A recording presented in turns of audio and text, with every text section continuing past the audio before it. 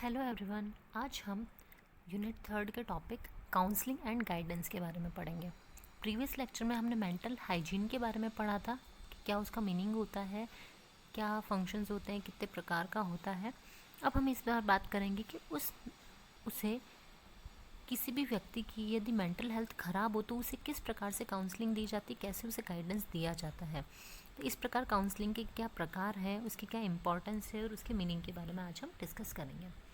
देखिए, काउंसलिंग को हिंदी में परामर्श भी कहा जाता है। जो परामर्श है यह लोगों को उनकी भावनात्मक, सामाजिक, व्यक्तिगत एवं पारस्परिक समस्याओं को सुलझाने में मदद करने का एक तरीका होता है।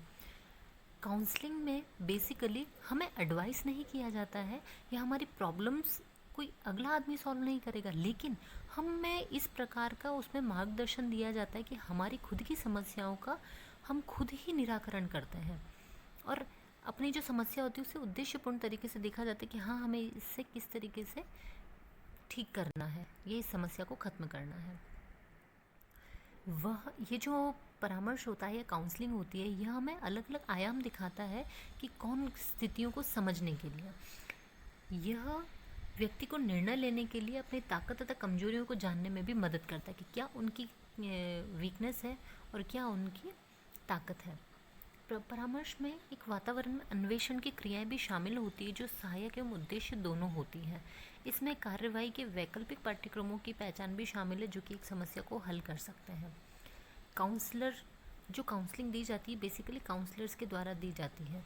ये परेशान विचारों, भावनाओं और व्यवहार के पैटर्न के प्रबंधन और परिवर्तन के लिए कई सारी रणनीतियों का सुझाव देते हैं।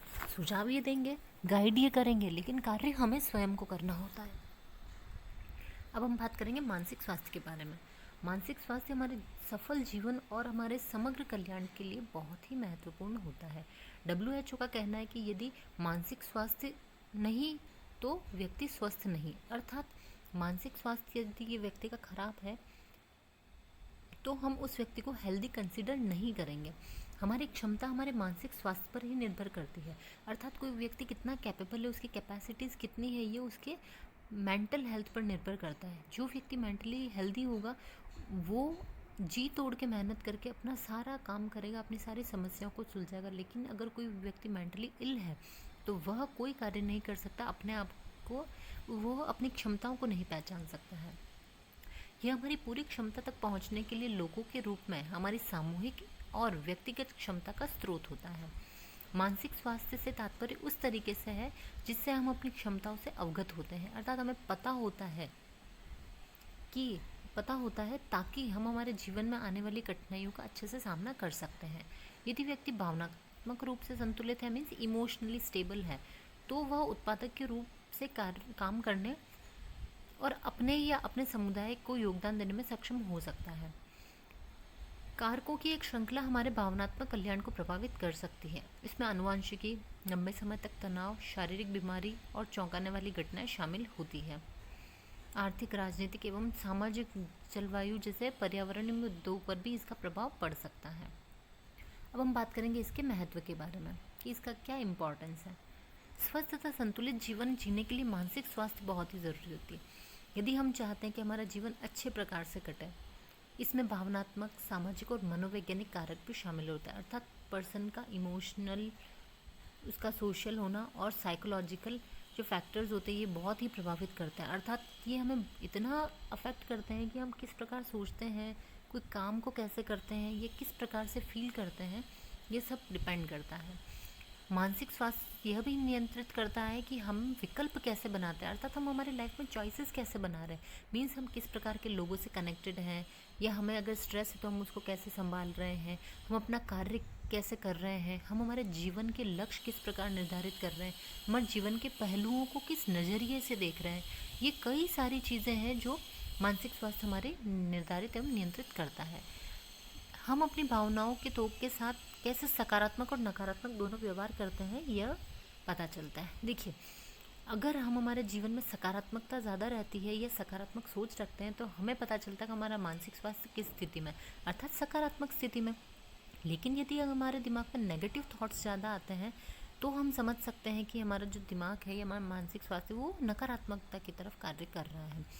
व्यक्ति के दिमाग में दोनों प्रकार की भावनाएं होती, सकारात्मक भी होती, नकारात्मक भी होती, लेकिन इनके बीच में बैलेंस होना बहुत ज़रूरी है। और ये भावनाएं सिचुएशन या कंडीशंस के अकॉर्डिंग इंसान के अंदर पैदा होती हैं। यह कुछ ऐसा है जो कि बचपन से ही बहुत महत्वपूर्ण होता है, सभी तरह से वयस्कता के माध्यम से भी महत्वपूर्ण होता है। देखिए, जो मेंटल हेल्थ है ये बचपन से, अगर बच्चे के मानसिक स्वास्थ्य के ऊपर अगर बुरा असर पड़ता है तो उसका आने वाला जो जीवन होता है उसमें भी वह उसे कई सारी समस्याओं का सामना करना पड़ता है। इसलिए हम देखते हैं कि आजकल बच्चों की मेंटल हेल्थ पर बहुत ही ध्यान रखा जाता है। बच्चों को स्ट्रेस वाले माहौल से अलग रखा जाता है। अगर परिवार में हिंसा या ऐसी चीज़ है तो बच्चों को अलग रखा जाता है, क्योंकि बच्चों का मन बहुत ही कोमल और मासूम होता है, तो उसके ऊपर इसका बहुत ही नकारात्मक प्रभाव पड़ता है। वह नकारात्मक प्रभाव जो होता है उसका, वो उसके बिहेवियर में बस जाता है, जो आने वाले जीवन में दिखाई देता है। व्यक्ति फलदायी रूप से काम कर सकता है, समूह में योगदान भी कर सकता है, तनावपूर्ण जीवन को संभालने में भी सक्षम हो सकता है यदि वह मेंटली हेल्दी हो। तब हमें अच्छी तरह से काम करने के लिए हमारे शरीर के साथ साथ हमारे दिमाग को भी स्वस्थ होना ज़रूरी है। हमारे शरीर और मन एक ही रूप में कार्य करते हैं। यदि उनमें से कोई एक भी स्वस्थ नहीं है तो हम प्रभावी रूप से कार्य नहीं कर पाएंगे। अर्थात अगर हम फिजिकली इल हैं लेकिन मेंटल स्वास्थ्य हमारा अच्छा है, लेकिन फिजिकल रूप से अगर हम ठीक नहीं, तब भी हमें कार्य करने में समस्या आती है। और यदि व्यक्ति शारीरिक रूप से तो ठीक है, किंतु अगर मानसिक रूप से अगर वह बीमार है तो भी वह अपने कार्य को अच्छे से नहीं कर पाएगा। ठीक है, लोग फिट रहने के लिए तो बेसिकली हम देखते हैं आजकल लोग जिम जाते हैं, डाइट करते हैं या बहुत अलग अलग टाइप की लाइफस्टाइल को अपनाते हैं, लेकिन लोग अपनी मेंटल हेल्थ के लिए कभी भी काम नहीं करते हैं। आपने हमारे समाज में कई ऐसे उदाहरण देखे होंगे जो फिजिकली खुद के ऊपर बहुत ध्यान देते, लेकिन मेंटली अगर हम देखे जाए तो मेंटल इलनेस उनमें देखी जाती है। अब हम बात करेंगे काउंसलिंग के टाइप्स के बारे में कि ये कितने प्रकार की होती है। पहली है संज्ञानात्मक चिकित्सा। यह चिकित्सा इस सिद्धांत पर आधारित है कि आपकी कार्य और भावनाएं अक्सर आपके सोचने के तरीके के कारण होती है। अर्थात हम जो हमारा काम कर रहे हैं, जो हमारे इमोशंस हैं, वो हमारी थिंकिंग के ऊपर डिपेंड करता है। जैसा हम सोचेंगे वैसा ही हम बोलेंगे, जैसा हम सोचेंगे वैसा ही हम कार्य करेंगे, जैसा हम किसी के प्रति अपनी भावना रखेंगे वही हम एक्सप्रेस करेंगे। अर्थात अगर हमें किसी के प्रति अगर हमारे मन में ईर्ष्या है ना, तो हमारे व्यवहार में ही उसके प्रति हमें ईर्ष्या दिखाई दे जाएगी, दूसरे लोगों को भी दिखाई दे जाएगी। अगर हम सोच रहे हैं कि अगर हमें जो अपना कार्य करना है इस नियत तरीके से करना है, या हमें ये प्रोटोकॉल दिया गया है, या हमें ये गाइडेंस मिला है, लेकिन अगर हमारे दिमाग में उस कार्य को लेकर के अगर कुछ डिफरेंट थॉट चल रहा है और हमने मन बना लिया है कि हमें इसी प्रकार से इस कार्य को करना है, तो हम जब कार्य करेंगे ना तो वो उसी सोच से करेंगे जैसे हमारे दिमाग में बसा हुआ है, न कि ऐसा जैसा कि हमें गाइडेंस दिया जा रहा है। तो जो यह थेरेपी है, यह मनोचिकित्सक को बेहतर तरीके से महसूस करने या व्यवहार करने के लिए सोचने के तरीके में बदलने में मदद करता है। अर्थात इस चिकित्सा के अंतर्गत जो हमारा काउंसलर होता है वह व्यक्ति को प्रेरित करता है, या उसका जो व्यवहार और उसकी जो सोच होती है उसको बदलने में उसको मदद करने का कार्य करता है। अगला है व्यवहार चिकित्सा। इस तरह की चिकित्सा अवांछित के संशोधन के साथ साथ अस्वस्थ व्यवहार पर केंद्रित होती है। अर्थात अगर व्यक्ति का बिहेवियर ही इल बिहेवियर है या अच्छा नहीं है तो उसे किस प्रकार से ठीक करना है, पुरस्कार के उपयोग के माध्यम से स्वस्थ आत्म व्यवहार को लागू किया जा सकता है। अर्थात अगर किसी व्यक्ति का व्यवहार ठीक नहीं है तो हम उसे प्रेरित कर सकते हैं अच्छा व्यवहार के लिए, और उसके लिए कुछ माइलस्टोन्स या कुछ ऐसे टास्क निर्धारित कर सकते हैं कि यदि आपने ये अच्छा कार्य किया तो आपको इस तरीके से रिवॉर्ड दिया जाएगा या पुरस्कृत किया जाएगा। तो व्यक्ति उस पुरस्कृत होने के लिए या उस